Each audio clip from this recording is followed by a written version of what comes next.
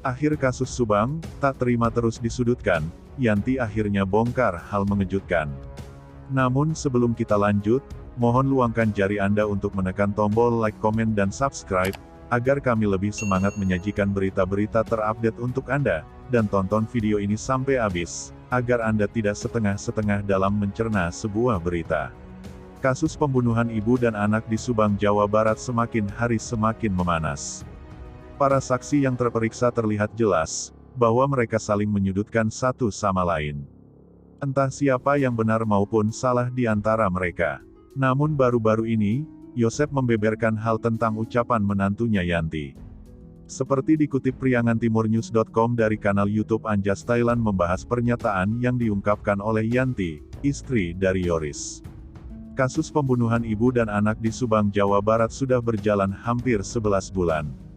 Sampai saat ini polisi belum menetapkan tersangka atau pelaku di balik terbunuhnya kedua korban. Dalam kasus pembunuhan di Subang, suami sekaligus ayah kedua korban yang selalu disudutkan dari awal kejadian perkara. Dalam wawancaranya, di salah satu kanal YouTube, Yosep membeberkan pernyataan Yanti.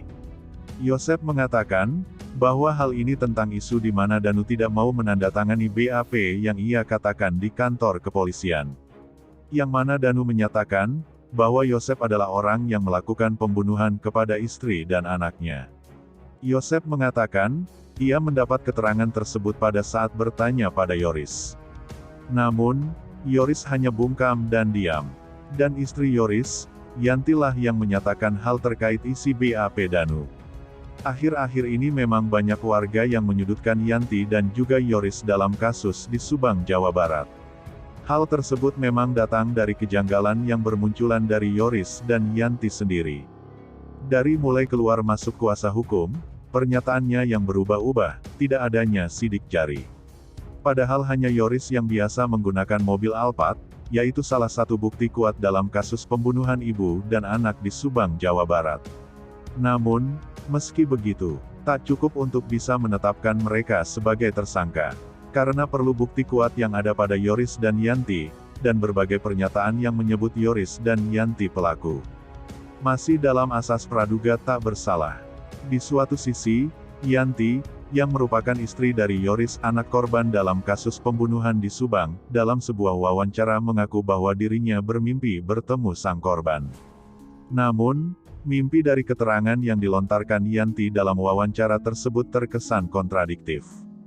Dalam wawancara tersebut Yanti mengatakan bahwa dalam mimpi tersebut ia menyaksikan Amel, yang merupakan salah satu korban dari kasus pembunuhan di Subang tersebut melipat baju dan berkemas.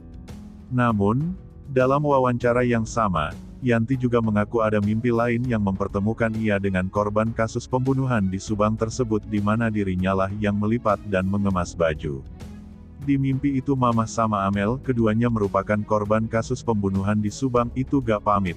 Cuma beres-beres, Amelnya yang beres-beres, kata Yanti, seperti yang dikutip priangantimurnews.com dari channel YouTube Poppy Amalia.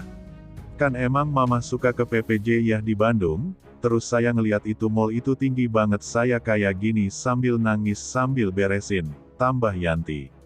Dari pernyataan Yanti mengenai dua mimpi yang kontradiktif itu, banyak pihak yang menduga ada sesuatu yang janggal dari pernyataan istri Yoris tersebut. Tidak hanya itu, ada juga yang menganggap bahwa Yanti tengah berbohong untuk menutupi siapa sebenarnya yang menjadi pelaku dalam kasus pembunuhan ibu dan anak di Subang tersebut. Namun, terlepas dari dugaan dan spekulasi dari pernyataan dua mimpi Yanti tersebut, ada baiknya kita menunggu keterangan resmi dari pihak kepolisian yang masih berupaya mengungkap siapa pelaku dan dalang di balik kasus pembunuhan ibu dan anak di Subang, Jawa Barat ini. Nah, gimana menurut kalian? Terima kasih telah menyimak video kami, nantikan video menarik lainnya hanya di channel Up Info.